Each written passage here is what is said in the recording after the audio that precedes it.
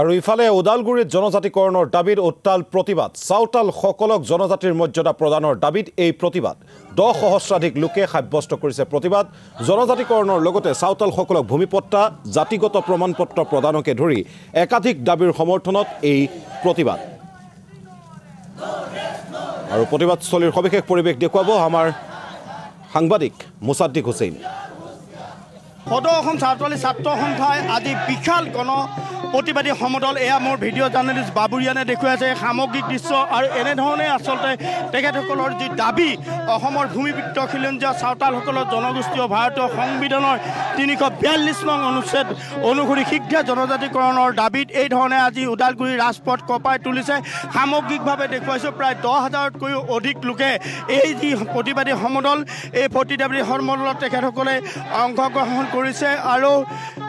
ST দাবীত এইখনে প্ৰতিবাদ সাব্যস্ত কৰিছে মোৰ লগত আছে এই মুহূৰ্তত সদৌ অসম ছাওতালী ছাত্ৰ সন্থাৰ সভাপতি ডাঙৰীয়া মই তেখেতক জানো কি ক'ব সাংবাদিকসকল সাঁওতাল ছাত্ৰ সন্থাৰ পৰা মই অভিনন্দন জ্ঞাপন কৰিছোঁ আপোনালোকে জানে এই অসমৰ ভূমিপুত্ৰ খিলঞ্জীয়া চাওতালসকল আজিৰ তাৰিখলৈকে জনজাতিকৰণৰ পৰা বঞ্চিত হৈ আহিছে আমি অকল ভাৰতৰে অসমৰে খিলঞ্জীয়া নহয় আমি গোটেই ভাৰতবৰ্ষৰে খিলঞ্জীয়া আৰু ভাৰতবৰ্ষৰ ভিত্তিত ভাৰতবৰ্ষত যিমানখিনি অংগৰাজ্য আছে প্ৰত্যেক অংগৰাজ্যবিলাকতে আমি জনজাতিকৰণৰ অধিকাৰ প্ৰাপ্ত কৰিছোঁ কিন্তু কিহৰ তাৰণাত কিহৰ ভিত্তিত অসমৰ এই খিলঞ্জীয়া চাওতালসকলক অসম চৰকাৰে স্বাধীনোত্তৰ স্বাধীন ভাৰত স্বাধীন হোৱাৰ পিছৰ পৰা চাওতালসকলক প্ৰবঞ্চনা কৰা হৈছে প্ৰতাৰণা কৰা হৈছে জন্মগত যি জনজাতিকৰণৰ অধিকাৰ এই জনজাতি অধিকাৰৰ পৰা তেখেতসকলক বঞ্চিত কৰি আহিছে আৰু সেইকাৰণে চাওতাল জনগোষ্ঠীয়ে খুব প্ৰকাশ কৰিছে চাওতাল জনগোষ্ঠী আজি ৰাজপথত ওলাই আহিব লগা হৈছে আৰু চৰকাৰৰ ওচৰত তেখেতসকলে একচুৱেলি দাবী উত্থাপন কৰি নহয় চাওতাল জনগোষ্ঠীক মাতি নিহে তেখেতসকলক অধিকাৰ প্ৰদান কৰিব লাগিছিল কিন্তু দুৰ্ভাগ্যৰ বিষয় আজিৰ তাৰিখলৈকে অসম চৰকাৰে চাওতাল জনগোষ্ঠীৰ ওপৰত ৰাজনীতি কৰিলে প্ৰতাৰণা কৰিলে ভোট বেংক হিচাপে ব্যৱহাৰ কৰি তেখেতসকলৰ পৰিচয়ত ব্যাঘাত কৰিলে আৰু এনেকৈ চাহ জনগোষ্ঠী হিচাপে নামাকৰণ কৰি চাহ জনগোষ্ঠী হিচাপে চাওতাল জনগোষ্ঠীসকলক চাৰ্টিফিকেট প্ৰদান কৰি আছে সেইকাৰণে চাওতাল জনগোষ্ঠীক খুব বুজাৰিছোঁ আমি কোনোদিনৰ চাহ জনগোষ্ঠী নহয় আমাৰ চাহ জনগোষ্ঠীৰ লগত কোনো সম্পৰ্ক নাই বাগানৰ লগতো সম্পৰ্ক নাই চাওতাল জনগোষ্ঠীৰ হাজাৰ হাজাৰ বিঘা ভূমি আছে এই ওদালগুৰিখন চাবলৈ গ'লে গোটেই চাওতালসকলৰে মাটি আৰু ইয়াত যদি আপোনালোকে খান্দি চাওতালসকলৰ DNA চাওতালসকলৰ যদি মৰা হয় চাওতালসকলৰ যদি হাড় ইত্যাদিকে আদি কৰি যদি উলিয়াই সেইটো যদি মেডিকেলত নি ফেলে গৱেষণাগাৰত নি ফেলে যদি আপোনালোকে টেষ্ট কৰে চাওতালসকলৰ DNA ওলাব এইটো স্পষ্ট কথা সেইকাৰণে চাওতালসকল যি ভূমিৰ অধিকাৰৰ পৰা বঞ্চিত হৈ আছে আৰু 1886 চনৰ পৰা চনৰ যি ভূমি আইন আছে এই ভূমি আইনমতে চাওতালসকলৰ ভূমি বেলেগ জনগোষ্ঠীৰ তাতে হস্তান্তৰ নহয় তাৰ মানে কি চাওতাল জনগোষ্ঠীৰ মাটি বিক্ৰীয়ে নহয় তথাপিও অসম চৰকাৰ অসমৰ বুদ্ধিজীৱীসকলে চাওতালসকলৰ এই ভূমিৰ ওপৰত বেপাৰ চলাই আছে সেইকাৰণে অসম চৰকাৰ আমি দাবী জনাই আহিছোঁ জনজাতিকৰণকে আদি কৰি তাৰ লগে লগে ভূমিৰ অধিকাৰকে আদি কৰি চাওতাল জনগোষ্ঠীক সুৰক্ষিত কৰিব লাগে ইয়াৰ পিছতে আপোনালোকে জানে যে চাওতালসকলে অসমীয়া মিডিয়াম বড়ো মিডিয়ামৰ নিচিনাকে সদ্যহতে চাওতালসকলৰ মিডিয়াম ঘোষণা কৰিছে অসম চৰকাৰে কিন্তু মিডিয়াম ঘোষণা কৰাৰ পিছত আজি যথেষ্টকৰণ নহয় কিতাপ পত্ৰ আজি পুথি যিখিনি প্ৰণয়ন হ'ব লাগিছিল যথেষ্ট হোৱা নাই আৰু তাত সান্তালী মিডিয়ামত যিখিনি শিক্ষক নিযুক্তিকৰণ কৰিব লাগে সেইখিনি কিন্তু আজি খুব ধৈৰ্য সহকাৰে চৰকাৰে গ্ৰহণ কৰা নাই সেইকাৰণে চাওতাল ছাত্ৰ সন্থাই দাবী জনাইছোঁ চাওতাল জনগোষ্ঠীৰ ফালৰ পৰা দাবী জনাইছোঁ অতি শীঘ্ৰে সান্তালী মিডিয়ামৰ কাৰণে কিতাপ পত্ৰকে আদি কৰি শিক্ষক নিযুক্তিকৰণৰ কামখিনি ক্ষীপ্ৰতাৰে কৰিব লাগে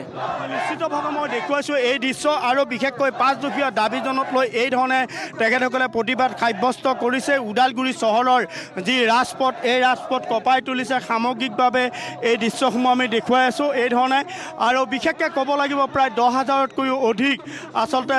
লোকে এই সমদলত অংশগ্ৰহণ কৰিছে এই দৃশ্যসমূহ দেখুৱাইছোঁ এয়া মোৰ ভিডিঅ' জাৰ্নেলিষ্ট বাবুৰিয়ানে দেখে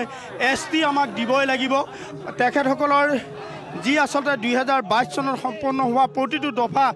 তেখেতসকলৰ যি আদিবাসী শান্তি চুক্তিৰ এই শান্তি চুক্তিৰ প্ৰতিটো দফা কাৰ্যকৰী কৰাৰ ক্ষেত্ৰত তেখেতসকলে দাবী উত্থাপন কৰিছে ভূমিপত্ৰৰ তেখেতসকলে উত্থাপন কৰিছে সামগ্ৰিকভাৱে আৰু লোক আছে মই তেখেতৰ পৰা জানিম কি ক'ব এই মুহূৰ্তত হয় আমি সদৌ চাওতাল ছাত্ৰ সন্থাই আজি ওদালগুৰিৰ যি মানে প্ৰতিবাদ আমি মানে অব্যাহত কৰিছোঁ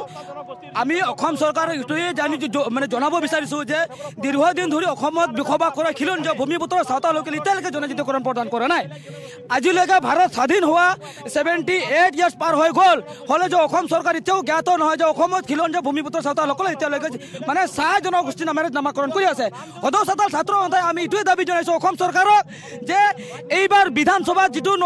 নৱেম্বৰ 25 তাৰিখে দিল্লীলৈ যিটো প্ৰতিবেদন পঠাব যিটো ৰেকমেণ্ডেশ্যন পঠাব আমি সদৌ চাওতাল ছাত্ৰ সন্থাই এইটোৱে দাবী জনাইছোঁ অসম চৰকাৰক যে অসমত খিলঞ্জীয়া ভূমিপুত্ৰ চাওতালসকলক চাওতাল হিচাপে যিটো দিল্লীলৈ মানে ST জনজাতিকৰণৰ কাৰণে পঠাব অসম চৰকাৰে যাতে চাওতাল হিচাপে চাওতাল জনগোষ্ঠী হিচাপে চাৰ্টিফিকেটটো দিব লাগে কাৰণ আমি জানো যে অসমত খিলঞ্জীয়া ভূমিপুত্ৰ চাওতালসকলে অসম চৰকাৰে প্ৰতিটো ইলেকশ্যন আহিলে প্ৰতাৰণা কৰিছে